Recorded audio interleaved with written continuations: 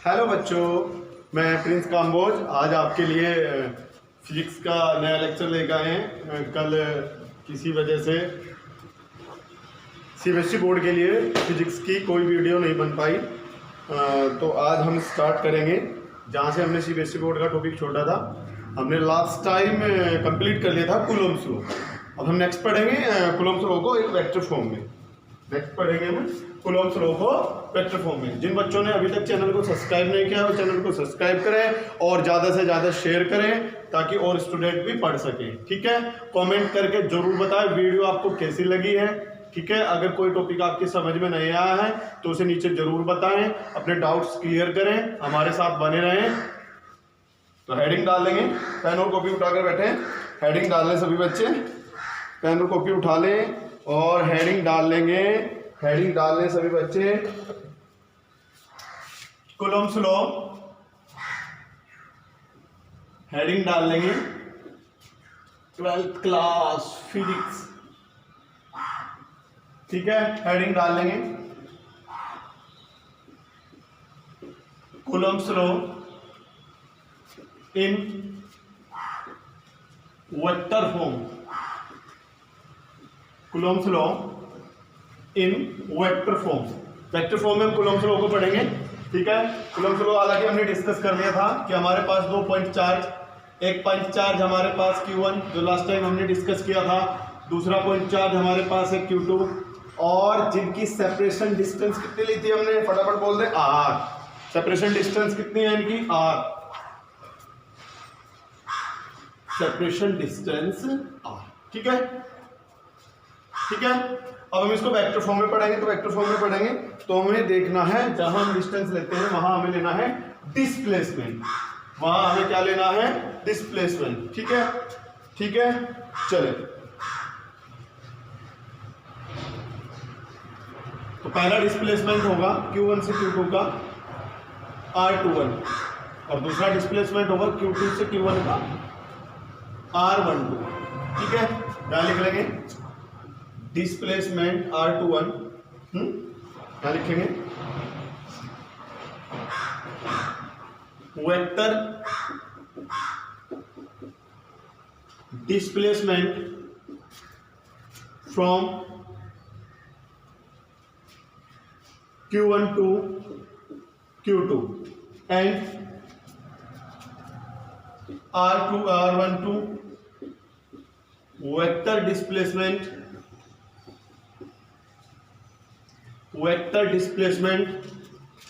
From Q2 Q1। But अगर हम magnitude की बात करें तो मैग्नीट्यूड में दोनों इक्वल होंगे। मैग्नीट्यूड की बात करते हैं तो R21 इसका मैग्नीट्यूड और R12 का मैग्नीट्यूड दोनों इक्वल होंगे। और जो किसके इक्वल होंगे, magnitude of R, magnitude of R। ठीक है, तो कूलॉम्स लॉ में आगे हम डिस्कस करने वाले हैं वेक्टर फॉर्म की। वेक्टर फॉर्म में हमने डिस्कस कर लिया और कूलॉम्स लॉ आप लास्ट टाइम पढ़ के आ चुके थे। कूलॉम्स लॉ में आपने पढ़ा था कि जो इनके बीच फोर्स लगता है F, वो किसके इक्वल होता है, 1/4 pi epsilon Q1 Q2 upon R square. Q1 Q2 upon R square. इसी को हम वेक्टर फॉर्म में देखेंगे। तो जब वेक्टर फॉर्म में लेके आएंगे तो जाएगा F vector is equals to 1/4 pi epsilon dot कर लेना only for vacuum, air and free space. क्या लिख लेना, फॉर वैक्यूम। ठीक है, चलो तो जाएगा Q1 Q2 upon R square और जब वेक्टर फॉर्म में लेके आएंगे तो इसके लिए आएगा R कैप, जिसको हम बोलते हैं यूनिट वेक्टर। R कैप को क्या कहेंगे, unit vector. Unit vector of displacement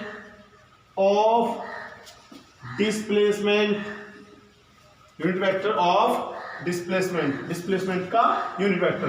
आपने 11th क्लास में पढ़ा है यूनिट वेक्टर किसके इक्वल होता है। तो यूनिट वेक्टर इक्वल होता है जैसे यूनिट वेक्टर R ये इक्वल होगा वेक्टर अपॉन उसी वेक्टर का मैग्नीट्यूड, जिसको लिख लेते हैं R वेक्टर अपॉन R।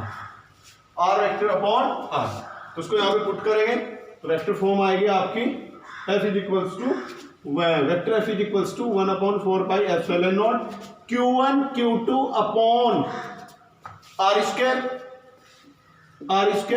बच्चे पूछ सकते हैं सर ये भी वेक्टर फॉर्म है, ये भी आप नोट कर सकते हो। जो अभी मैं इसको चेंज करके लिखने वाला हूँ वो भी इसकी वेक्टर फॉर्म है, ठीक है, उसको भी लिख सकते हो। तो आर कैप की वैल्यू कितनी है? आर कैप की वैल्यू है आपके पास vector r upon r. R के आर में मल्टीप्लाई करेंगे, आर के आर में मल्टीप्लाई करेंगे तो जाएगा 1/4 pi epsilon not Q1 Q2 upon r square की मल्टीप्लाई आर में करेंगे तो आर क्यूब और इनटू आर वेक्टर।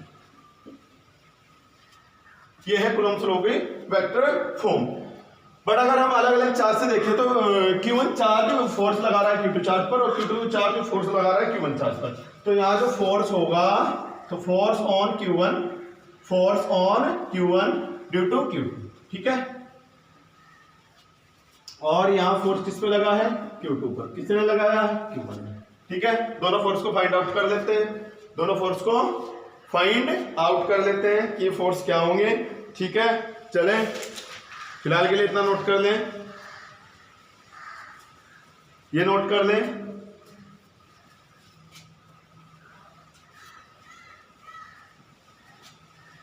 तो दोनों फोर्स को फाइंड आउट करते हैं।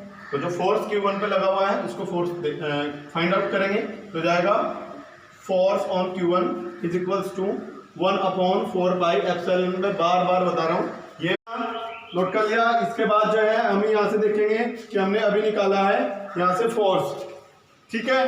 तो फोर्स आया था 1/4 pi epsilon not Q1 Q2 upon r cube into r vector. अब इसी चीज को हम Q1 पे फोर्स लगा है, Q2 पे फोर्स लगा है, दोनों के लिए अलग अलग निकालते हैं। तो पहले Q1 के लिए निकालते हैं। Q1 पे कितना फोर्स है? Q1 पे फोर्स लगा हुआ है F12 1/4 पाई एप्सिलॉन नॉट। यहाँ से यहाँ तक का जो डिस्प्लेसमेंट है वो है R12, ठीक है। इसके अकॉर्डिंग इसको चेंज करेंगे Q1 Q2। जहां डिस्टेंस यहाँ पे R है, यहाँ डिस्टेंस कितनी है? R12। जहां यहाँ R वेक्टर है इसके लिए कितना आएगा? यहाँ R12, ठीक है। अब इसके लिए ये फोर्स था Q1 पे, फोर्स किस पे निकालेंगे? Q2 पे। तो फोर्स ऑन Q2 चार्ज पे फोर्स निकालेंगे, Q2 चार्ज पे फोर्स निकालेंगे, ठीक है। इसके अकॉर्डिंग ही चेंज करते रहेंगे इनको, ठीक है। इसको देखते रहे, इसके अकॉर्डिंग चेंज करते रहे तो जाएगा F21 1/4 pi epsilon not Q1 Q2 upon. अब यहां डिस्प्लेसमेंट R12, यहां डिस्प्लेसमेंट Q1, यहां डिस्प्लेसमेंट कितना होगा? Q2 Q1 और Q1 to Q2 कितना है? ये है R21, इसका क्यूब है तो इसका भी कितना क्यूब? ये वेक्टर फॉर्म में है तो जाएगा R वेक्टर 21। तो ये इसकी वेक्टर फॉर्म। अगर दोनों चार्ज पे अलग अलग वेक्टर फॉर्म पूछता है तो आप इसको नोट करेंगे। अगर कूलम्ब्स लॉ के लिए पूछता है तो मोस्टली यही आता है। इसकी जगह हम कैप भी यूज कर सकते हैं जो हमने लास्ट टाइम आपको पढ़ाया है। नोट कर लें, फटाफट वीडियो को पॉज करके नोट कर लें।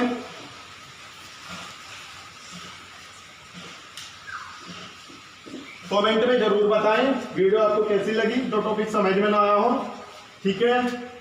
और वीडियो देखते टाइम मोस्टली बच्चे यूज कर सकते हैं ईयरफोन का, जिससे आपको ऑडियो क्लियर सुनाई दे, ठीक है।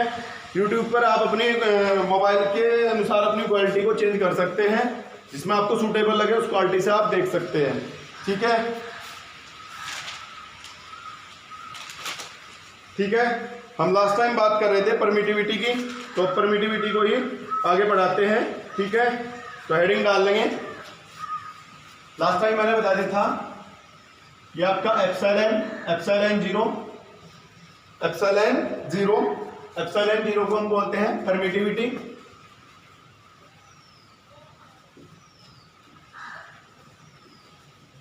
Permittivity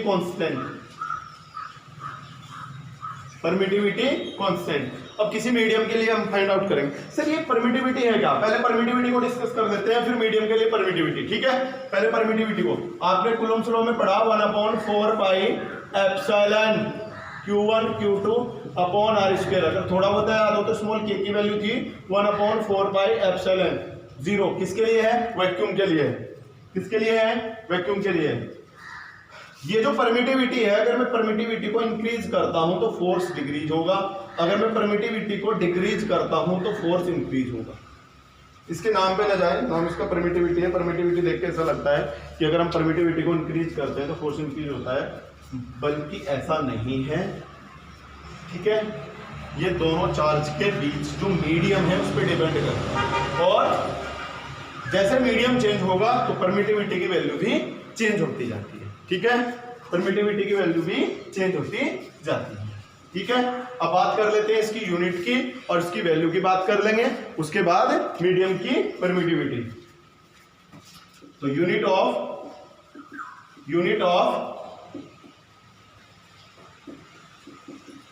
permittivity, unit of permittivity, permittivity की यूनिट देख लेते हैं क्या है। तो फॉर्मूला है आपके पास F is equals to 1/4 pi epsilon Q1 Q2 upon R square. सबकी यूनिट पुट कर लेते हैं। F फोर्स की यूनिट होगी newton, scientist. 1/4 pi unitless, तो 1 एप्सिलॉन, यहां से Q1 चार्ज की unit coulomb upon R distance की मीटर, R का स्क्वायर इसका, अपॉन वाला मल्टीप्लाई में तो हो जाएगा न्यूटन मीटर स्क्वायर, और मल्टीप्लाई वाला अपॉन में upon coulomb square, 1 epsilon. Reciprocal both side तो जाएगा unit of permittivity epsilon is equals to newton metre square per coulomb square, newton metre square per coulomb square. अगर हम vacuum की बात करें तो वैक्यूम के लिए आपका के की जो वैल्यू थी वो थी 1/4 पाई एप्सिलॉन 0, और इसकी वैल्यू आती है 9 × 10⁹ Newton metre square per coulomb square. और वैक्यूम के लिए एप्सिलॉन 0 की वैल्यू होती है 8.85 10⁻⁻12 जो होती है coulomb per Newton metre square. Numerical में बहुत ज़्यादा यूज करते हैं ट्रायंगल के न्यूमेरिकल। ठीक है, सुपरपोजिशन आगे पढ़ाएंगे, वहां से क्लियर होंगे आपके ट्रायंगल के न्यूमेरिकल हैं क्या। ठीक है, चलते रहें, नोट करते रहें। अब बात कर लेते हैं मीडियम की permittivity. Permittivity of medium, permittivity of medium. Sir कौन सा मीडियम? कोई भी मीडियम हो, इसको डिनोट करेंगे एप्सिलॉन m से। परमिटिविटी ऑफ मीडियम किससे डिनोट करेंगे? एप्सिलॉन m से। ठीक है, और इससे रिलेटेड आती है आगे relative permittivity, relative permittivity, relative permittivity. ठीक है, हेडिंग होगी आपकी नेक्स्ट रिलेटिव परमिटिविटी। वीडियो को पॉज करके नोट करेंगे। हेडिंग होगी आपकी relative permittivity. Relative permittivity is the ratio of permittivity of medium and permittivity of vacuum, permittivity of vacuum. It is denoted by,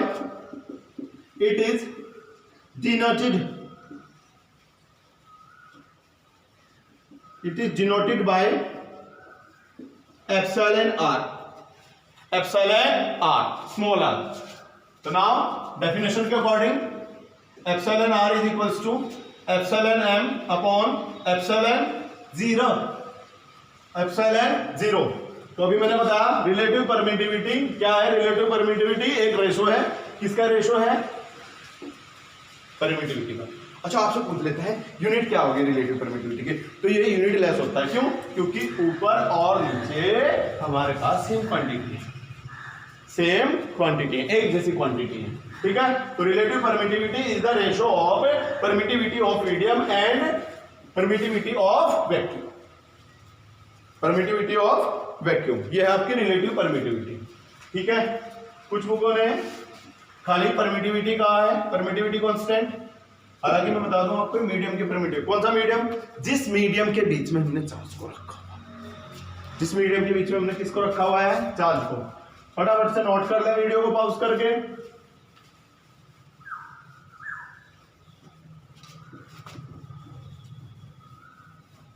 जो टॉपिक खुद से क्लियर ना हो, न्यूमेरिकल हो, आपके पास क्लियर ना हो रहा हो, किसी भी बुक से हो, एनसीईआरटी से हो, EDC something something something something कुछ भी हो, तो आप कमेंट में या जिन बच्चों के पास मेरा पर्सनल नंबर है वो मेरे पर्सनल नंबर पर सेंड कर सकते हैं। ठीक है, नेक्स्ट लेक्चर में उनको न्यूमेरिकल को करा दिया जाएगा। ठीक है, ठीक है, हेडिंग डाल लेंगे। हेडिंग है principle of superposition, principle of superposition.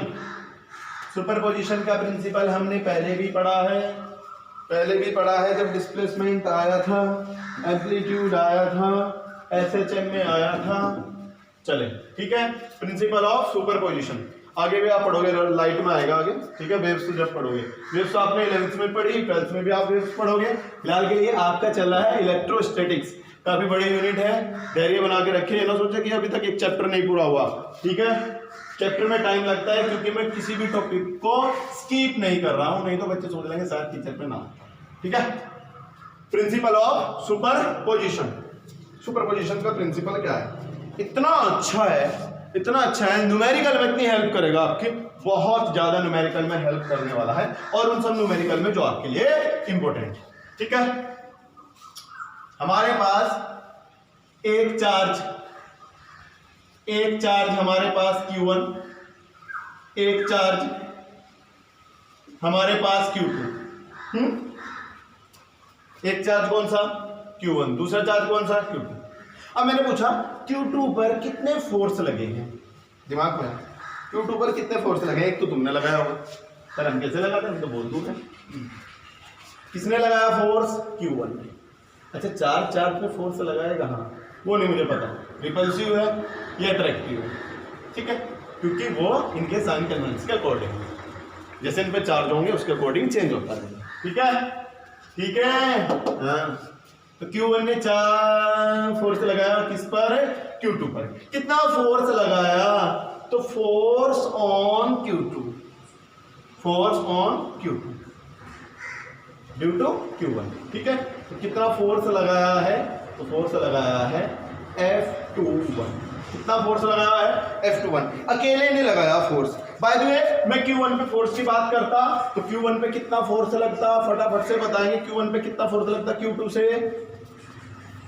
से कितना फोर्स लगता? F12। ये दो चार्ज थे, ये हमने पढ़ लिया। सुपरपोजिशन में हम तीन चार्ज की बात करते हैं। एक चार्ज हमारे पास Q1 ये रखा हुआ है, एक चार्ज हमारे पास यहाँ पे रखा है Q2, एक चार्ज हमारे पास यहाँ पे रखा है। सर आपने ट्रायंगल की शेप बनाई है, इसलिए तो कहा था न्यूमेरिकल में ट्रायंगल वगैरह सब यूज करें। ठीक है, अब मैं पूछता हूं net force on Q, net force on charge Q1, on charge Q1 कि चार्ज Q1 पर कितना फोर्स लगा है, चार्ज Q1 पर कितना फोर्स लगा है। तो Q1 पे फोर्स एक किसने लगाया? Q2 ने। और Q1 पे फोर्स एक किसने लगाया? Q3 ने। ठीक है, तो फोर्स कितने लगे? एक 3 ने लगाया तो जाएगा F13, एक 2 ने लगाया तो कितना आ जाएगा? F12। अब मैं फाइनली पूछता हूं, इस पे दो फोर्स लगे, मुझे नेट फोर्स चाहिए, तो इसका जो नेट फोर्स होगा, तो नेट फोर्स होगा, वो नेट फोर्स होगा इसमें जितने फोर्स लगे हैं उन सबके वेक्टर सम के। कितने फोर्स लगे हैं इस पे? 2। कितने फोर्स लगे हैं? 2। तो दोनों के वेक्टर सम के, तो first force plus second force. तो हमें क्या दिखना है? अच्छा, प्रिंसिपल ऑफ सुपरपोजिशन ये चार्ज के लिए है। किसके लिए है ये? चार्ज के लिए। किसके लिए प्रिंसिपल ऑफ सुपरपोजिशन? चार्ज के लिए। तो किसी चार्ज पर जितना नेट फोर्स लगता है वो उस चार्ज पर अलग अलग लगने वाले फोर्स के वेक्टर सम के इक्वल होता है, वेक्टर सम के इक्वल होता है। और भी देख लें, और देख लेते हैं। Q1, Q2, Q3, यहां लेते हैं छोटा बच्चा, Q4। फोर्स Q1 पे निकालना तो एक किसने लगाया? Q2 ने। एक किसने लगाया? Q3 ने। एक किसने लगाया? Q4 ने। Q2 ने कितना लगाया? F12। Q4 ने कितना लगाया? F14। Q3 ने कितना लगाया? फटाफट से बोल दें, F13। तो नेट फोर्स पहुंच रहा है अकॉर्डिंग टू सुपरपोजिशन। सुपरपोजिशन के अकॉर्डिंग चलेंगे तो नेट फोर्स ऑन Q1, तो net force on Q1 is equals to क्या होगा? F12, F13, F14। मैंने बताया किसी भी चार्ज पर जो नेट फोर्स होता है वो हम सुपरपोजिशन से ही फाइंड आउट करते हैं, और चार्ज पर लगने वाले अलग अलग सभी फोर्स के वेक्टर सम के इक्वल होता है। वीडियो को पॉज करके नोट कर लें।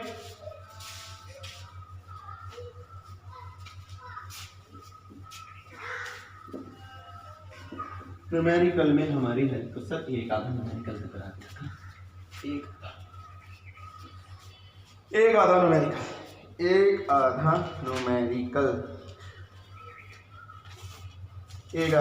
न्यूमेरिकल।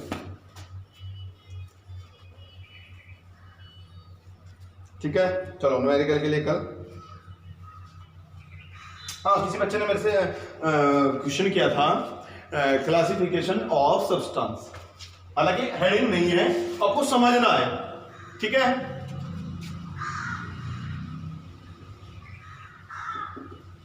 Classification of substance.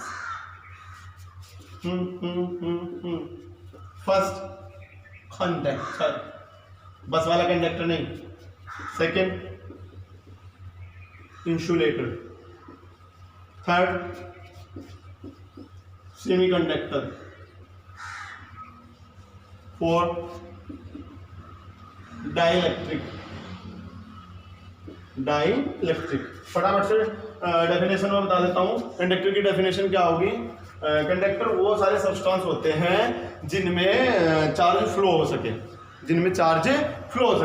ठीक है, और इनमें इलेक्ट्रॉन इनफ क्वांटिटी में होते हैं, इलेक्ट्रॉन होते हैं, ठीक है। इंसुलेटर क्या होते हैं?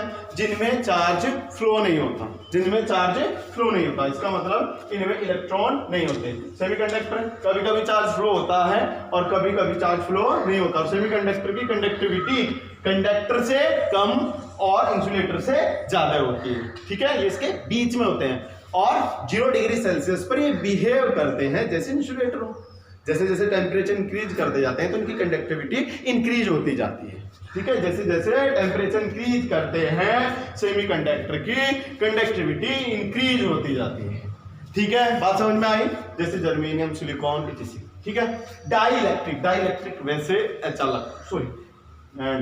वैसे आपके इंसुलेटर होते हैं, बट ये इफेक्ट दिखाते हैं किसका? इलेक्ट्रिक का। इफेक्ट ऑन इलेक्ट्रिक,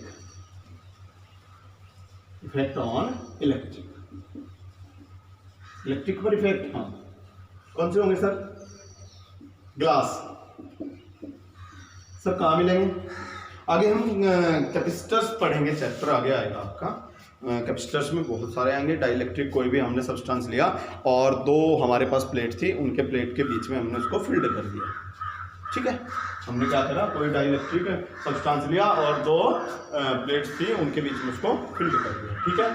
तो ये इफेक्ट दिखाता है और बिहेव करता है डाइलेक्ट्रिक कैसे? जैसे इंसुलेटर, ठीक है, जैसे आपका ग्लास। नोट नहीं करना, केवल समझना था, बाकी आप बुक से पढ़ सकते हैं डेफिनेशन, हालांकि एग्जाम के लिए इंपॉर्टेंट नहीं है। किसी बच्चे ने पूछा था तो मैंने चारों के चारों यहाँ पर डिस्कस कर दिए, ठीक है। हेडिंग डाल लेंगे,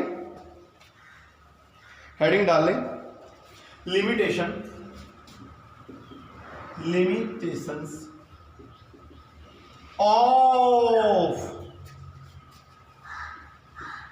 कूलम्ब्स लॉ, अच्छी बातें हैं। क्या क्या लिमिटेशंस होंगी कूलम्ब्स लॉ की? क्या डेफिनेशन, ठीक है। फर्स्ट, 2 चार्ज अगर फिक्स्ड हैं, चार्ज क्या है? अच्छा, पॉइंट चार्ज, हाँ पॉइंट चार्ज, ये पॉइंट चार्ज के लिए ही एप्लीकेबल है। किसके लिए एप्लीकेबल है?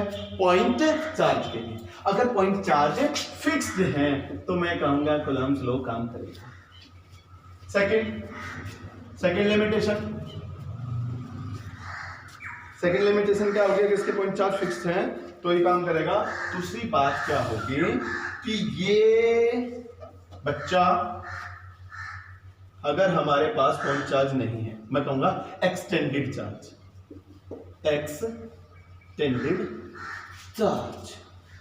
एक्सटेंडेड चार्ज ऐसा चार्ज।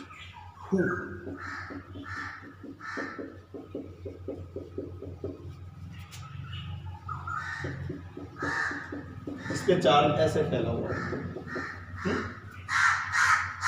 ये पॉइंट चार्ज नहीं है तो इसके लिए ये एप्लीकेबल नहीं। थर्ड,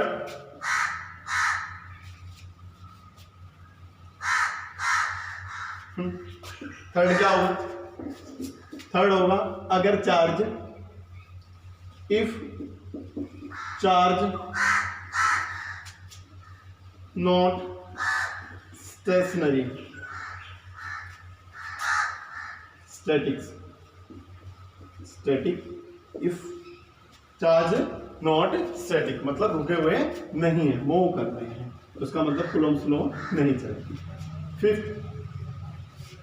फिफ्थ में क्या है कि एक चार्ज हमारा फिक्स्ड है और दूसरा भाग रहा है इधर उधर उधर इधर उधर उधर उधर भागना, ये नॉट फिक्स्ड, ये फिक्स्ड, तो यहाँ कूलम्ब्स लॉ चलेगा, यहाँ कूलम्ब्स लॉ चलेगा, यहाँ कूलम्ब्स लॉ चलेगा, इन दोनों में कूलम्ब्स लॉ नहीं चलेगा। ठीक है, एक्सटेंडेड चार्ज में नहीं चलेगा। और सॉरी ये थर्ड पॉइंट है और ये फोर्थ पॉइंट है।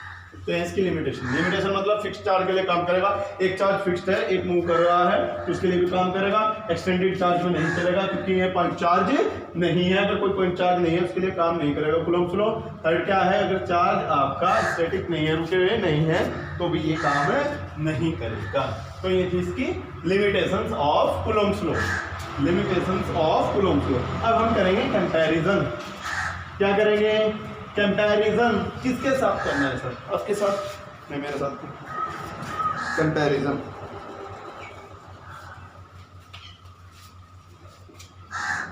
कम हेडिंग लगाएं,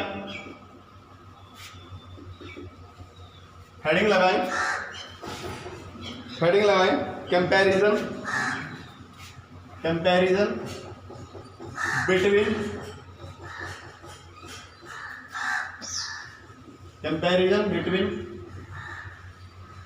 Coulomb's law and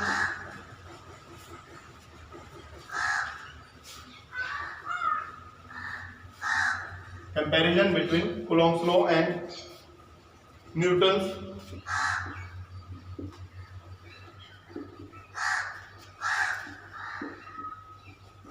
gravitational law। ठीक है, फटाफट से देख लेते हैं।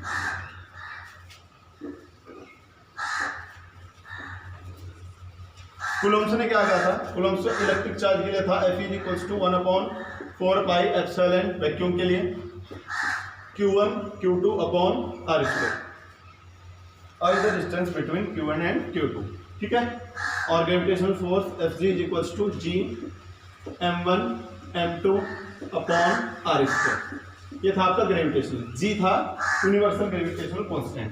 चाहे हमारे पास मीडियम कुछ भी हो बट G चेंज नहीं होगा, एप्सिलॉन चेंज होता रहेगा, G चेंज नहीं होगा। तो सबसे पहले सिमिलरिटी की बात करते हैं कि दोनों के दोनों फॉलो कर रहे थे किसको? ये दोनों के दोनों फॉलो कर रहे थे स्क्वायर इनवर्सली प्रोपोर्शनल के लोग। इसका मतलब Fe ये भी इनवर्सली प्रोपोर्शनल होता है डिस्टेंस के, Fg ये भी इनवर्सली प्रोपोर्शनल होता है। दूसरी बात, दोनों फोर्स कैसे थे? कंजर्वेटिव। और दोनों फोर्स कैसे थे? कंजर्वेटिव। दोनों फोर्स कैसे थे?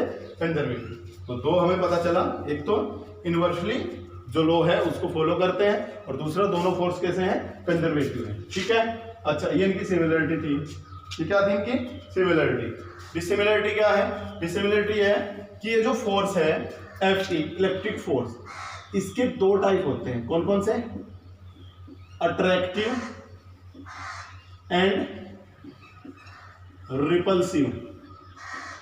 और जो Fg है इसका केवल एक ही नेचर होता है। कौन सा? अट्रैक्टिव। क्या आपको पढ़ा है? अट्रैक्टिव पढ़ा है। कोई भी बॉडी है ऊपर से नीचे आएगी अट्रैक्ट होगी। हाँ, कोई तो पढ़ा हमने 11th क्लास में, तो हमें पता चल गया electric charge, electric charge, gravitational, electric charge, gravitational. ठीक है, ये इनकी डिसिमिलरिटी। और क्या? ये जो Fg है ये मीडियम पर डिपेंड नहीं करता, डू नॉट द डिपेंड, ठीक है, not depend to the medium. और जो एफ ई है ये मीडियम पर डिपेंड करता है,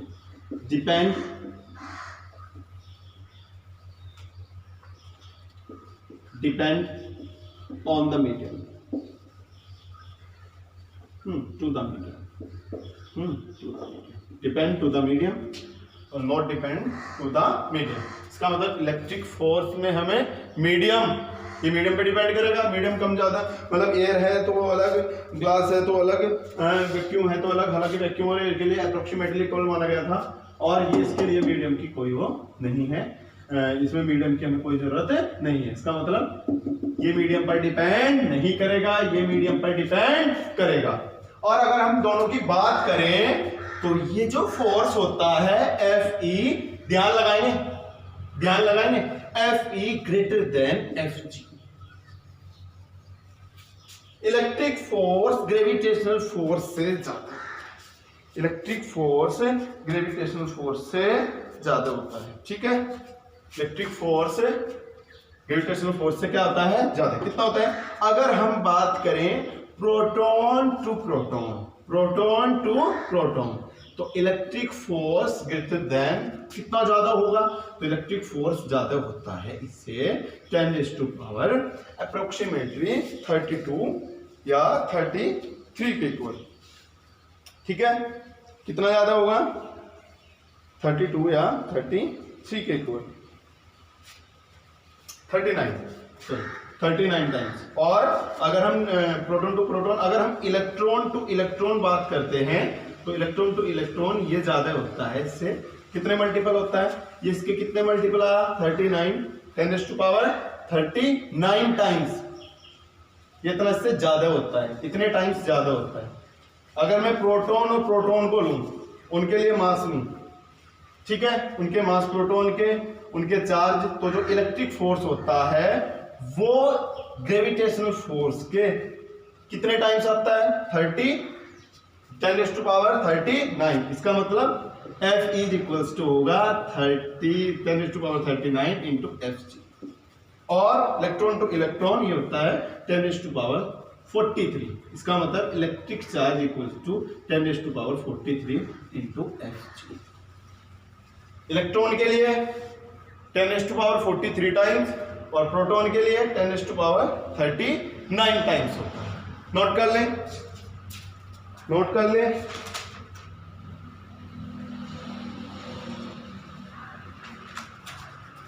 फटाफट से नोट करें।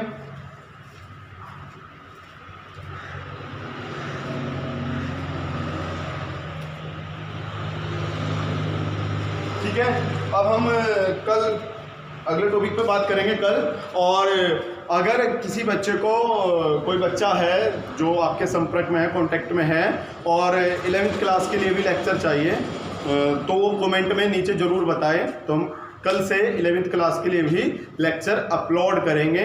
बट ध्यान रहे 11th क्लास के लिए जो लेक्चर होंगे वो लेक्चर थोड़े छोटे होंगे, ठीक है, उन्हें समय ज़्यादा नहीं दिया जाएगा। फोकस रहेगा अभी कुछ दिन बोर्ड क्लास के लिए, फिर 11th और 12th क्लास के लिए हम इक्वली लेक्चर लेके चलेंगे। और 10th क्लास के लिए भी अगर CBSE बोर्ड के लिए लेक्चर चाहिए तो आप जरूर कमेंट में नीचे जरूर बताएं वीडियो कैसी लगी, और अगर कोई टॉपिक क्लियर नहीं हुआ है तो वो भी बताएं, ठीक है। Okay, bye.